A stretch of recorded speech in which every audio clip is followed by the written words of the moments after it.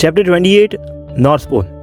North પોલની ચારે તરફની કુદરત સમય સાથે પોતાના રંગો બદલ્યા કરતી હતી અને એ કુદરત વચ્ચે રહેલા નાનકડા ઘરમાં રમતા જીવોને જોયા કરતી હતી. પાંદડાઓ ખરી જતા હતા, ફૂલો ઉગીને કરમાઈ રહ્યા હતા, ઉનાળાઓ આવીને જતા રહેતા હતા. વરસાદ તો આ ઘરની અંદર જન્મતી કેટલીય અનોખી કહાનીઓનો સાક્ષી હતો. વરસાદ આવે અને ત્રણેય બહાર નાહવા અને નાચવા આવી જ ગયા હોય. નદી કિનારે વૃક્ષ પરના કબૂતર પણ હવે ઈદ અને ગોપાલને ઓળખતા હતા. સમજો ને કે એમના દોસ્ત બની ગયા હતા. રોજ જે ઘર આગળ આંગણામાં આવીને બેસતા. નાનકડું ફ્રોક પહેરીને ઈદ બહાર આવતી, હાથમાં મકાઈના બાજરીના દાણા લાવતી, કબૂતરો સામે ફેંકીને એમને ચણતા જોયા કરતી.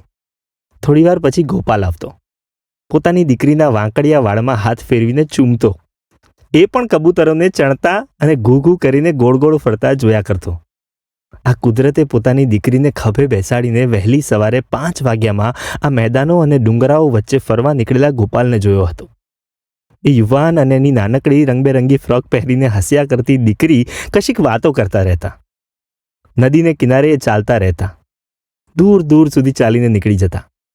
કબૂતરો એ બંનેને જોતા રહેતા. બંને નાનકડા કીડી જેવા દેખાવા લાગે ત્યાં સુધી દૂર જતા રહેતા. કલાકો સુધી એ નાનકડી લીલી પહાડીઓમાં ફરતા રહેતા. કદાચ એ બંને હોડીને શોધવા જતા હશે. હા, એકવાર નદી કિનારે એ બાપ દીકરી બેઠા હતા. પાણીમાં કાગળની હોડી બનાવીને મૂકી હતી. હોડીની અંદર સડ પર પેનથી ઈદ લખ્યું હતું. ઈદ પૂછી રહી હતી, ગોપુ, આ શું છે? એ 3 વર્ષથી મોટી થઈ ગઈ હતી. હવે તેને બસ સવાલો કરતા આવડી ગયું હતું. ગોપાલને તે પહેલાં પા કહેતી, પરંતુ એકવાર અચાનક ગોપુ કહેવા લાગી. જાણે એ પોતાનો દોસ્ત હોય એવી રીતે પોતાની કાલી ઘેલી ભાષામાં ક્યારેક ગોપુદી એવું કહેતી. મીરાએ તેને ગોપુડી બોલતા શીખવેલું, પરંતુ તે ગોપુદી જ બોલી શકતી. આ હોડી છે. આ મારી હોડી છે? હા બેટા, આ તારી હોડી છે. એ ક્યાં જશે? ગોપાલ હોડીને પાણીમાં તરતી મૂકીને કહેશે. એ દુનિયાના બીજા કોઈ ખૂણામાં. એને કોઈ લઈ જશે? ના બેટા, ઈદની હોડી કોઈ લઈ ના શકે. ગોપુ, ગોપુ, એને એકવાર રોકને, મારે એને જોવી છે. હવે એ દૂર પાણીમાં જતી રહી દીકુ, હવે કેમ ઊભી રહે? પછી ઈદનું રડવાનું ચાલુ થતું. તેની હોડીને નદી લઈ ગઈ હતી. મમ્મીને જઈને ફરિયાદ કરતી ને મમ્મી તેને ભેટી પડતી. મમ્મી પ્રોમિસ આવતી કે આવતીકાલે સવારે ગોપુદી અને ઈદ બંને દુનિયાના બીજા ખૂણે જશે અને હોડીને શોધી લાવશે. તે રાત્રે તો આ નાનકડું બાળક સૂતું પણ નહોતું. તેને બસ હોડીના સપના આવતા. એ ક્યાં પહોંચી હશે? એ મને યાદ કરતી હશે? કાલે સવારે હું અને ગોપુ ક્યાં જશું? બીજી સવારે વહેલા એ નીચે ગાદલા પર સૂતેલા ગોપુની ઉપર ચડીને બેસી ગઈ. વહેલી સવારમાં એણે રડવાનું ચાલુ કર્યું. ગોપુ એને પોતાના ખભે બેસાડીને નદી કિનારે લઈ ગયો. ઈદ તો પાણીમાં પોતાની હોડી ક્યાં હશે એ જ શોધતી. દૂર દૂર જઈને જંગલ વચ્ચે નીકળતી નદીમાં ગોપુદીએ ઈદને ખબર ન પડે એ રીતે ખિસ્સામાંથી બીજી હોડી કાઢીને કિનારે મૂકી દીધી. એ હોડીમાં પણ ઈદ લખેલું હતું. બસ જ્યારે દીકરીને એ હોડી આવી રહી હતી એમ દેખાડતો ત્યારે એ ખુશ થઈને પપ્પાને ભેટી પડતી, નાચવા લાગતી. પપ્પાને ગાલ પર વાલી વાલી કરતી ને પછી હોડીને હાથમાં લઈને ફરી પાણીમાં મૂકી દેતી. આ કુદરતે બાપ દીકરીને હોડીને અલવિદા કરતા જોયા હશે. મોડી રાત્રે બાલ્કનીમાં એ ચારેય બેઠા હોય. ખુરશીઓ હટાવીને ત્યાં ચાદર પાથરેલી હોય. ચાદરમાં ગોપાલ બેઠો હોય અને તેના ખોળામાં મીરા પોતાનું માથું મૂકીને સૂતી હોય. મીરાની બાજુમાં ઈદ પણ સૂતી હોય અને તેનું માથું પણ ગોપાલના ખોળામાં હોય. એ ખોળામાં બાકીની જેટલી જગ્યા વધી હોય એમાં આમોરી ગોઠવાઈ ગઈ હોય. ગોપાલ આ ત્રણેયના માથા પર એક પછી એક હાથ ફેરવતો રહે અને એમને વાર્તાઓ કહેતો રહે. એની વાર્તાઓમાં હીરો તો ઈદ નામની છોકરી જ હોય. એ છોકરીના ખભે આમોરી નામની બિલાડી બેઠી રહેતી હોય. એ ઈદ પાસે જાદુ હોય. ગોપાલ તેમને ઈદની હોડી લેવા આવેલા નદીના લૂંટારાઓની વાર્તા કરતો. એ વાર્તાઓમાં ઈદ પાણી પર દોડી શકતી. લૂંટારાઓને પોતાના હાથમાંથી લીલા રંગની શક્તિઓ કાઢીને હરાવી દેતી. ઈદ અને મીરા વાર્તા સાંભળીને તાળીઓ પાડતા. ઈદ પૂછતી, ગોપુદી, હા, જાદુ સાચું હોય? ગોપાલને પોતાની દીકરીને કહેવું હતું કે જો માનો તો અહીં બધું જ જાદુ છે અને નહીં તો કશું પણ જાદુ નથી. જાદુ તો નજરનો ખેલ છે, પણ એ એવું ના કહેતો. હા દીકુ, જાદુ સાચું હોય, હું તને દેખાડીશ. બસ પછી એ રાત્રે ઈદને પપ્પાના ખોળામાં જ જાદુગર બની જવાના સપનાઓ આવતા. ઊંઘમાં એ પોતાના હાથ ચારે તરફ કરીને પેલી લીલા રંગની શક્તિઓ કાઢ્યા કરતી. રંગબેરંગી ફ્રોક પહેરેલી આ ઢીંગલી જેવી દીકરી ઘણું બધું શીખવી જતી હતી. જ્યારે ઈદ ગમગીન હોય ત્યારે ગોપાલ પણ ગમગીન થઈ જતો હતો. એ રૂમમાં કોઈ પુસ્તક વાંચતો હોય અને તેની દીકરી ગુમસુમ પડી હોય તો ગોપાલના ચહેરા પર પણ એ સન્નાટો દેખાતો. બાપની છાતી પર બપોરે સૂઈ ગયેલી ઈદ જ્યારે ઉઠે ત્યારે ચારે તરફ જોયા કરે, જાણે તેની આજુબાજુના વિશ્વને પહેલી વાર જોઈ રહી હોય. એના એ વિશ્વમાં ગોપાલ પોતાનું વિશ્વ જોતો રહે. એ પણ ચારે તરફ નજર ફેરવતો રહે. આસપાસની દરેક નાની નાની વસ્તુની સુંદરતા જોવા માટેની એ નજર એને ઈદ પાસેથી શીખવા મળી. ક્યારેક મીરા, ગોપાલ અને ઈદ ત્રણેય કલર રમતા. ઈદ પર દાવ આપતો અને ગોપાલ તેને પૂછે, ઈદ માટે કેવો કલર? ઈદ તેની કાલી ઘેલી ભાષામાં કહેશે, પીલો. પપ્પા અને મમ્મી પીળા રંગનું પતંગિયું પકડવા દોડશે. ઈદ ખુશીથી તાળીઓ પાડશે. ક્યારેક એ બંને હારી જાય અને ઈદને જીતાડીને ખુશ થતા જુએ, અને ક્યારેક એને હરાવીને પરાજયનું પાચન કરતા શીખવે. પણ પછી ઈદ નારાજ થઈ જાય અને આમોરીને પોતાના ખોળામાં લઈને નદી કિનારે બેસી જાય ને રડતી રહે. એ જોઈને ગોપાલ તેની સાથે સંતાકુકડી રમવાની ચાલુ કરે અને તેની સામે ફરી હારી જાય. ઈદ પર દાવ આવે ત્યારે એને એકડા આવડે નહીં, એટલે એ મમ્મીએ જે હાલરડું ગાય તે ગાવાનું ચાલુ કરે. સંતાકુકડીમાં પણ પપ્પાની સંતાવાની જગ્યા એક જ હોય, ઘરની પાછળ બારી પાસે. ઈદ તો દોડતી ગોપુદીને શોધી કાઢે અને પછી પેલા વૃક્ષના થડ પાસે હાથ ઊંચો કરીને દોડતી આવે અને જોરથી બોલે, ગોપુદીનો થપ્પો. વળી જ્યારે પપ્પાનો દાવ આવે ત્યારે ફરી ઈદ પણ એ જ બારી નીચે સંતાઈ ગઈ હોય, પણ પપ્પાને એ મળે જ નહીં. પપ્પા તો ઘરની આસપાસના દરેક છોડવાને પૂછે, હે, તમે પેલી ઈદને જોઈ છે? તમે જોઈ છે? તમે પણ નથી જોઈ? અરે રે, ક્યાં ગઈ? તમે તો જોઈ જશે હે ને? તમે પણ નથી જોઈ? આ ઈદ ક્યાં જતી રહી? કોઈ જવાબ ના આપે એટલે આમોરીને પૂછે. આમોરી પણ મ્યાઉ મ્યાઉ કર્યા કરે. છેવટે એ જાતે જ દોડતી બહાર આવે અને પોતાનો થપ્પો કરી નાખે. પરંતુ એમની સૌથી પ્રિય ગેમ કઈ? પકડદાવ. પકડદાવ. સાંજે મમ્મી કામ પરથી આવીને રસોઈ બનાવતી હોય ત્યારે બાપ દીકરીએ આખા ઘરમાં એકબીજાનો પીછો કરતા દોડીને ઉછળકૂદ કરવાની. પુસ્તકો ઠેબે ચડાવવાના અને કપ પછાડવાના. ખુરશીઓને ઊંધી કરીને ચારે તરફ ફેરવવાની અને મમ્મીને ગુસ્સે કરવાની. મમ્મી જ્યારે પપ્પા પાછળ દોડે ને પપ્પાને ઓશીકું લઈને મારે ત્યારે ફરી કૂદકા મારીને તાળીઓ પાડવાની. વળી ઈદનો દાવ આવે એટલે પપ્પાએ તેને પકડવા દોડવાનું, પરંતુ પકડવાની નહીં. મીરા થાકીને ખીજાતી, ગોપલા પ્લીઝ, હવે તમે બંને શાંતિથી બેસશો. મેં ખીચડી બનાવી છે, એ ઠંડી થાય છે. આખા જગતના પપ્પાઓ જ્યારે રૂપિયા, પ્રસિદ્ધિ, શેરબજારના ભાવ અને પોતાની ખુશીઓ પાછળ દોડે છે અને હું મારી દીકરી પાછળ. ગોપાલ કહેતો. ફરી એ રમત ચાલુ થઈ જતી. મીરા ગોપાલને જોઈને ખુશ થયા કરતી. એ માણસ તરીકે બદલાઈ ગયો હતો. એક 3 વર્ષની છોકરીએ તેને માણસ તરીકે જડમૂળમાંથી ફેરવી નાખ્યો હતો. મીરાને આજથી 4-5 વર્ષ પહેલા રસ્તા પર નાગો થઈને લોકો સામે રાડો નાખતો, ભોળો અને ક્યારેક મૂર્ખ જેવો લાગતો ગોપાલ જે મળ્યો હતો તેના કરતાં આ ગોપાલ પૂરો બદલાઈ ગયો હતો. આ ગોપાલ જીવથી અને જિંદગીથી ભરેલો હતો. આ ગોપાલ પોતાની આસપાસની જે દુનિયાને ગાળો દેતો હતો તે દુનિયાને હવે તે ધિક્કારતો નહોતો. હા, તેની અંદરની બળવાખોરી હજુ એટલી જ હતી. તેને હજુ પોતાનું પેશન ખબર નહોતી. હજુ તે દિવસમાં એક ક્ષણે હારીને પોતાની જાતને તે સૌથી નિષ્ફળ માણસ સમજતો હતો. પણ એ બધું જ એક ક્ષણ પૂરતું જન્મીને મરી જતું હતું. હવે તે ઈદની જેમ એક ઉત્સવ બની ગયો હતો. બાપ દીકરીના જીવન રંગ મીરા જોતી રહેતી. મીરાએ ઈદ માટે લાવેલી ચોકલેટની રેપર પહેલાં કોણ કાઢે? કોણ મીરાની ડાયરીને રંગીન સ્કેચપેન લઈને લીટાઓથી ભરી દે? કોણ સ્લીપર્સનો ઢગલો પહેલાં ગોઠવી દે? કોણ કપડાં પહેલાં કાઢીને નદીમાં નાહવા દુબાકો લગાવે? અને ઘરની બારીએ કોઈ પંખી આવીને બેસે.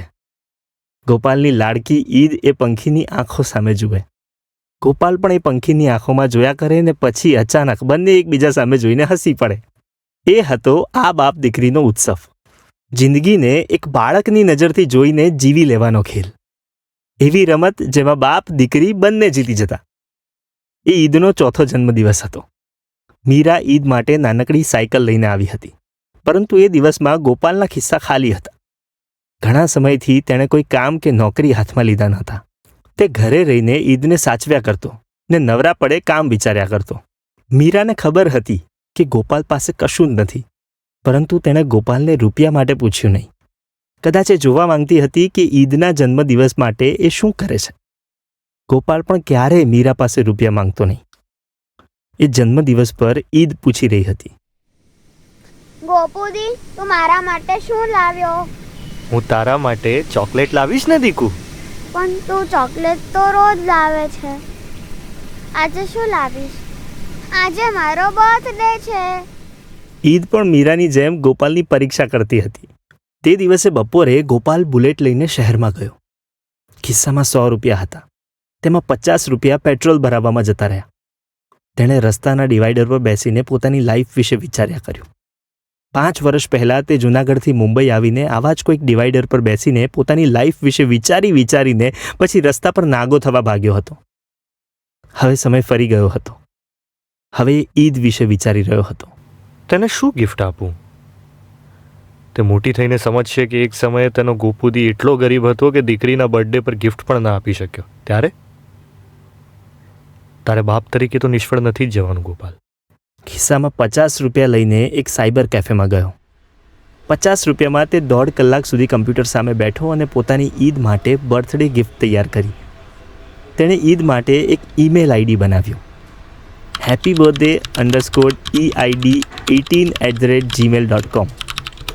ગોપાલે પોતાનું વર્ષોથી ન વાપરેલું કોલેજના સમયનું ઈમેલ આઈડી યાદ કર્યું. ભૂલાઈ ગયેલો પાસવર્ડ યાદ કરીને લોગિન કર્યું. મેલ જેવો ખુલ્યો કે સામે કેટલાય નવા મેલ્સનું લિસ્ટ જોયું. બધા મેલ્સ જાણે તેના ભૂતકાળના પ્રતિબિંબ હતા. તેણે સબસ્ક્રાઇબ કરેલા નોકરીઓના પોર્ટલ્સ તરફથી સેંકડો મેલ્સ હતા. એ બધા મેલ્સની વચ્ચે એક નામ ગોપાલના હૃદયમાં ફાળ પાડી જતું હતું. વિજય ભરવાડ. ગોપાલે એક પણ મેલ ખોલ્યો નહીં. વિષયમાં પ્લીઝ કોલ મી ગોપાલ વાંચીને જ તેની આંખોમાં પાણી આવી ગયું. વિજયે ગોપાલ સાથે સંપર્ક કરવાના ઘણા પ્રયત્ન કર્યા હશે. ઇનબોક્સમાં વિજયના ઘણા મેલ્સ હતા. ગોપાલને મન થયું કે દરેક મેલ ખોલીને વાંચે અને પોતાના જીગરજાન દોસ્તને ફોન કરે. પણ ના, છેલ્લા દિવસે વિજયને આપેલું પ્રોમિસ હજુ પૂરું નહોતું થયું. હજુ ગોપાલને પોતાનું ગમતું કામ ખબર નહોતી. જે દિવસે ખબર પડશે એ દિવસે વિજયને પહેલો ફોન કરશે. કદાચ. ગોપાલે એક નવો મેલ લખવાનું ચાલુ કર્યું. વિષય: હેપી બર્થડે ઈદ, 4થું વર્ષ. મારી લાડલી ઈદ, આજે તું 4 વર્ષની થઈ. સમય ક્યાં ભાગી રહ્યો છે એ ખબર નથી પડી રહી. લાગે છે કે હજુ તો ગઈકાલે જ મીરાને લઈને હું હોસ્પિટલ ભાગેલો અને તારો જન્મ થયેલો, અને આજે મારી આ લાડલીને તેના 4થા બર્થડે પર લખી રહ્યો છું. ઈદ, આ મેલ તું જ્યારે વાંચીશ ત્યારે તું 18 વર્ષની હોઈશ.